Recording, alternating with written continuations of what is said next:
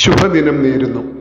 തെരഞ്ഞെടുപ്പിനായി കോടികൾ ചെലവഴിക്കുന്ന പരസ്യങ്ങൾക്കും ആകാശമുയരെയുള്ള ഫ്ലക്സുകൾക്കുമിടയിൽ ഒരു സൈക്കിളിൽ സഞ്ചരിച്ച് വോട്ടർമാരെ നേരിൽ കാണാൻ ഇറങ്ങിയ ഒരു യുവ സ്ഥാനാർത്ഥിയുടെ ചിത്രം നമ്മെ ഏറെ ചിന്തിപ്പിച്ചിരുന്നു.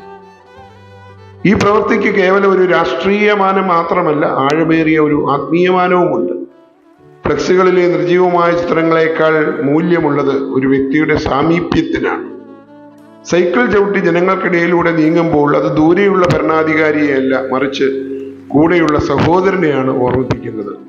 കാറുകളുടെ ചില്ലിട്ട പാളികൾക്കപ്പുറത്തു നിന്നും ജനങ്ങളെ കാണുന്നവർക്ക് അവരിലെ ക്രിസ്തുവിനെ തിരിച്ചറിയാൻ കഴിയില്ല. എന്നാൽ വിയർപ്പൊഴുക്കി ജനങ്ങളിലേക്ക് എത്തുന്നവൻ അവരോടൊപ്പം കഷ്ടപ്പെടുന്ന ക്രിസ്തുവിന്റെ പ്രതിരൂപമാവുകയാണ്. വിജയം കൈവരിച്ചത് കൂടുതൽ എളിമയ്ക്ക് നിദാനമാവട്ടെ. ശുഭദിനം നേർന്നുകൊണ്ട് തോമസ് പി ജോൺ.